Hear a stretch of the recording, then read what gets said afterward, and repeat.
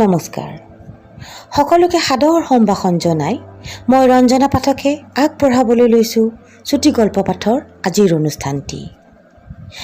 আজিৰ গল্পপাঠ অনুষ্ঠানত মই পাঠ কৰিবলৈ ওলাইছোঁ গল্পকাৰ পঞ্চমী নেওগ দেৱীৰ এটি চুটি গল্প।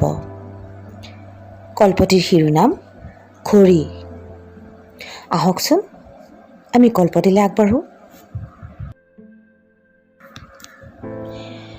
অনুপমে তাৰ বিলাসী গাড়ীখন গেটৰ ভিতৰলৈ সুমুৱাই আনিলে।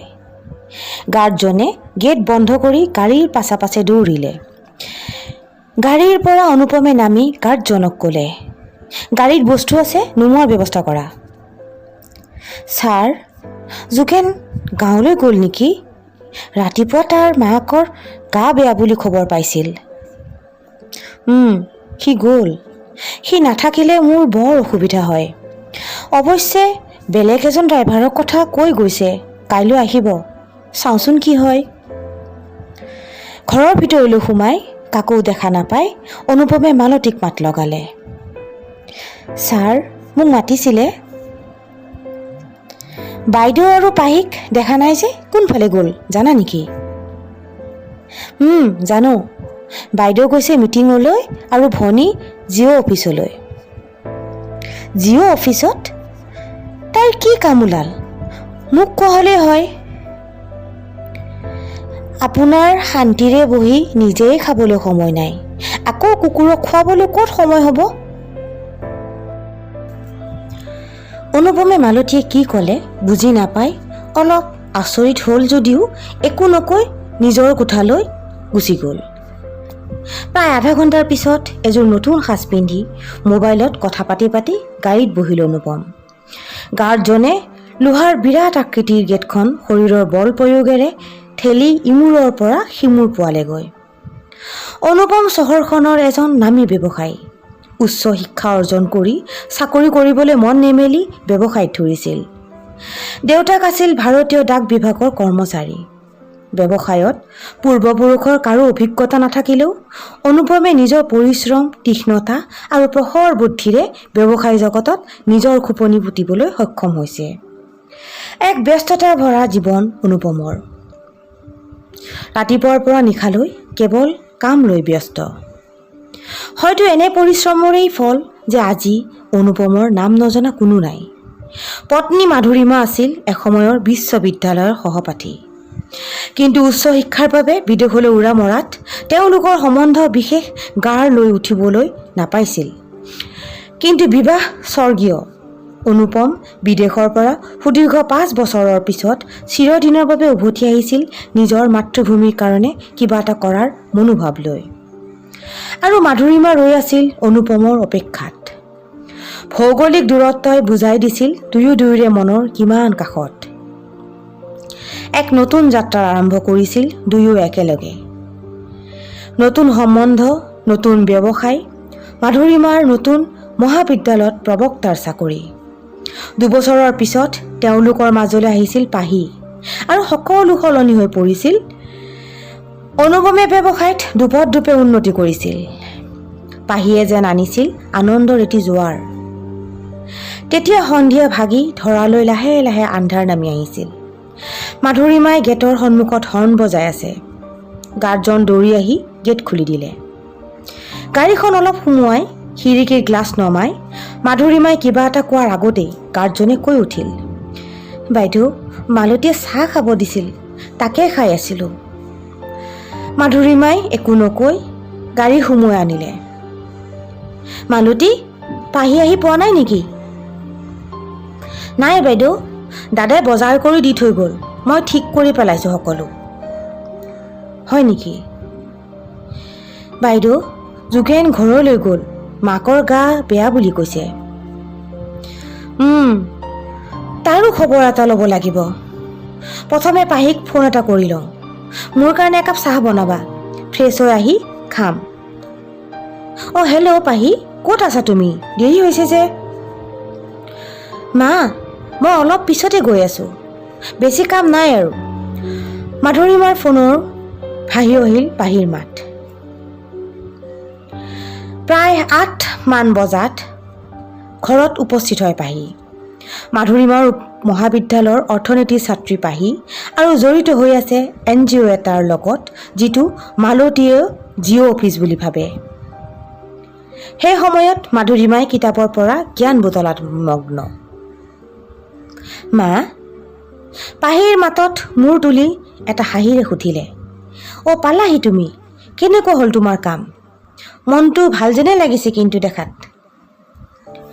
মাধুৰীমাই কথা শেষ নহওঁতেই পাহুৱে আহি সাবতি ধৰিলে মাকক। মা, মই তোমাক আৰু পাপাক বহুত ভাল পাওঁ। জানো মাজনী, মোক খুলি ক'বা নেকি তোমাৰ মনৰ কথা? আজি অনাথ আশ্ৰমৰ অভিজ্ঞতাই জীৱনটো এটা বেলেগ দৃষ্টিকোণৰ পৰা চাবলৈ শিকালে। খুব ভাল লাগিল সেই শিক্ষা পাই, কিন্তু একে সময়তে বুকুত ক'ৰবাত এটা বিষো অনুভৱ হ'ল। পাহি, জীৱন কৰ্ম আৰু ভাগ্যৰ পৰিপূৰক। আমি মাথো কৰ্ম কৰিব পাৰোঁ আৰু আমাৰ প্ৰাপ্তিৰ ভাগ্যৰ হাতত। বাৰু হ'ব দিয়া, যোৱা এতিয়া মুখ হাত ধুই লোৱাগে। কাইলৈ ৰাতিপুৱা মন্দিৰ যাম, মনত আছে নহয়? পাপা আমাৰ লগত যাবনে মা? যাব, মোক কৈছে। আৰু তুমি জন্মদিনৰ বিশেষ উপহাৰ খোজাৰ কথাও কৈছে। সঁচা? আনন্দত পাহিৰ চকুযোৰ উজলি উঠিল। নৈশ আহাৰৰ সময় হৈছিল, কিন্তু অনুপম নাই। খবৰ দিলে দেৰি হ'ব। মাধুৰীমা, পাহি আৰু মালতীয়ে খাই ল'লে। বাইদেউ, শৰাইৰ বস্তু ইয়াতেই আছে। ভনী, তুমি ধুনীয়াকৈ চাদৰ মেখেলা এযোৰ পিন্ধি যাবা। কাইলৈ মই তোমাৰ সকলো পচন্দৰ ব্যঞ্জন ৰান্ধিম। হ'ব মালতী, তুমি এতিয়া শোৱাগৈ। পাহি, তুমিও যোৱা। দুয়োকে যাবলৈ কৈ মাধুৰীমা অনুপমৰ অপেক্ষাত হাতত কিতাপ এখন তুলি ল'লে। ৰাতি প্ৰায় 11 বাজিলে অনুপম আহি পাওঁতে। তুমি শোৱা নাই? নাই, কিতাপ এখন পঢ়ি ভাল লাগিছে, এৰিব পৰা নাই। জানা, কণ্ট্ৰেক্টৰ আৰু MLAৰ লগত মিটিংখন হৈ গ'ল। এইটো প্ৰজেক্ট সফল হ'লে সকলো সলনি হৈ যাব মধু। পৰ্যটকৰ বাবে নতুন আকৰ্ষণ হ'ব। খুবেই ভাল কথা। পিছে মই কাইলৈ ৰাতিপুৱা 4 বজাত নগাঁও যাম। কিন্তু কাইলৈ পাহিৰ জন্মদিন। তুমি ৰাতিপুৱা আমাৰ লগত মন্দিৰ যোৱাৰ কথা আছিল। তাই বহুত আশা কৰিছিল। প্লিজ, তুমি তাইক বুজাই দিবা, মই গধূলি 7 মান বজালে পাই যামহি। আৰু তাইৰ পচন্দৰ গিফ্ট ইতিমধ্যে মই কিনিছোৱেই। গধূলি আহি মই তাইক নিজে দিম। তুমি এবাৰ ভাবিব লাগিছিল কাইলৈৰ বিশেষ কাম লোৱাৰ আগতে।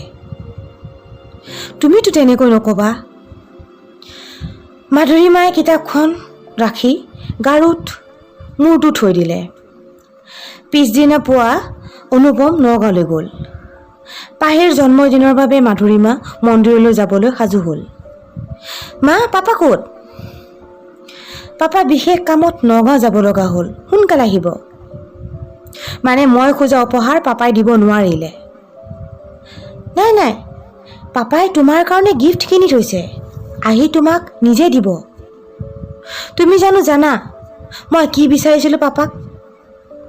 নাজানো। আৰু মই আছোঁ নহয় তোমাৰ লগত। মোৰ পৰা কি একো নালাগে তোমাক? সকলো পাপাৰ পৰাই ল'বা নেকি? জানো তুমি আছা। তোমাৰ গিফ্ট মোৰ সদায় প্ৰিয়। নাও হুৱেৰ ইজ মাই গিফ্ট? মাধুৰীমাই পাহিৰ হাতত তুলি দিলে সৰু টফি। মা, টফি? খুলি চোৱা। পাহিয়ে খুলি দেখে এটা পেন ড্ৰাইভ। মাধুৰীমাই তাইক পিছত সেইটো চাবলৈ ক'লে আৰু দুয়ো মন্দিৰলৈ ওলাই গ'ল। সন্ধিয়া 7:30 মান বজাত অনুপম ঘৰ পালেহি। হাতত মেৰুণ ৰঙৰ চিলচিলীয়া কাগজেৰে বন্ধা এটা উপহাৰ লৈ পোনেই পাহিৰ কোঠালৈ গ'ল। পাহি, অ' পাপা, কাম হ'ল তোমাৰ? হেপী বাৰ্থডে মাজনী। অনুপমে পাহিৰ মূৰত হাত বোলাই দিলে। তোমাৰ গিফ্ট। পাহিয়ে চিলচিলীয়া কাগজ অঁতৰাই ডাঠ কাগজৰ বাকচটো খুলি দেখে এটা দামী ঘড়ী। পাপা, মই তোমাক সময় বিচাৰিছিলোঁ আৰু তুমি মোক দিলা ঘড়ী। মুখত হাঁহি এটা লৈ থিয় হৈ থকা অনুপম গহীন হৈ পৰিল। হয়তো অনুপমে বুজিব বিচাৰিছে পাহিৰ মনৰ অৱস্থা, কিন্তু একো উত্তৰ নাছিল পাহিক দিবলৈ। অনুপমৰ ফোনটো বাজি উঠিল। অন্যমনস্ক হৈ ৰৈ আছিল অনুপম। পাপা, তোমাৰ ফোন বাজি আছে। অ' হেল্ল'। কোঠাৰ পৰা বাহিৰলৈ ওলাই আহিল অনুপম। অ' যোগেন, কোৱা, তোমাৰ মাৰ গা ভাল হৈছেনে? ছাৰ, কি ক'ব আৰু, মা পুৰণি দিনৰ মানুহ, ঘড়ী চাব নাজানে। ময়ে বোলে মাৰ ঘড়ী। মোৰ দৈনন্দিন কাৰ্যসূচী চাই মায়ে সময়ৰ উমান লৈছিল। এতিয়া ময়ো নাই আৰু সময়ৰ খেলি মেলি, লগতে খোৱা হোৱাৰো খেলি মেলি, শেষত গেষ্ট্ৰিকে পালে। ছাৰ, মই ভাবিছোঁ এই সপ্তাহটো থাকি যাওঁ যদি আপোনাৰ আপত্তি নাই। মাক ঘড়ী চাবলৈ শিকাই দিওঁ, সময়ৰ হিচাপ ৰাখিব পাৰিব তেতিয়া। হ'ব দিয়া, অন্য কিবা সহায়ৰ প্ৰয়োজন হ'লে জনাবা। ভিতৰৰ কোঠাত পাহি বহি আছে বিচনাত। মাধুৰীমা সোমাই আহিল। বাহ, বৰ ধুনীয়া ঘড়ী। মা, মই পাপাক সময় বিচাৰিছিলোঁ আৰু দিলে মোক ঘড়ী। মই দিয়া পেনড্ৰাইভটো চালা নেকি পাহি? নাই চোৱা, এতিয়াই চাওঁ ৰ'বা। লেপটপটো অন কৰি পেন ড্ৰাইভটো সংযোগ কৰি ল'লে পাহিয়ে। পেন ড্ৰাইভত আছিল 3টা ভিডিঅ'। এটা এটাকৈ পাহিয়ে ভিডিঅ' 3টা চালে। আনন্দৰ অশ্ৰুৱে ভৰি পৰিল তাইৰ দুচকু। ভিডিঅ' 3টাত বন্দী হৈ আছে তাইৰ শৈশৱ। কেনেকৈ মাধুৰীমাই PhD কৰাৰ সময়ত অনুপমে পাহিৰ যত্ন লৈছিল, পাহিৰ লগত খেলিছিল। পাহিয়ে অনুপমে দিয়া ঘড়ীটো পিন্ধি ল'লে আৰু কোঠাটোৰ পৰা ওলাই আহিল। পাপা, পাহিৰ মাতত অনুপমে ঘূৰি চালে।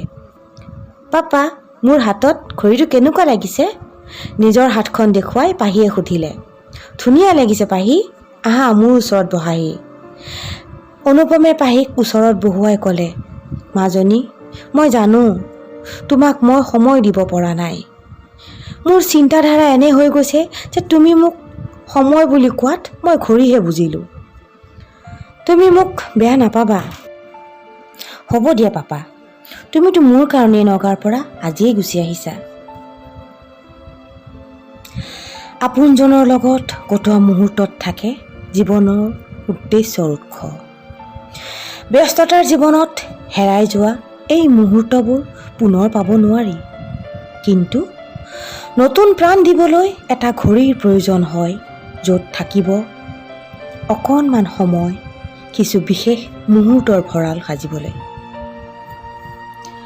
বন্ধুসকল, এয়া আছিল আমাৰ আজিৰ অনুষ্ঠানৰ চুটি গল্পটি।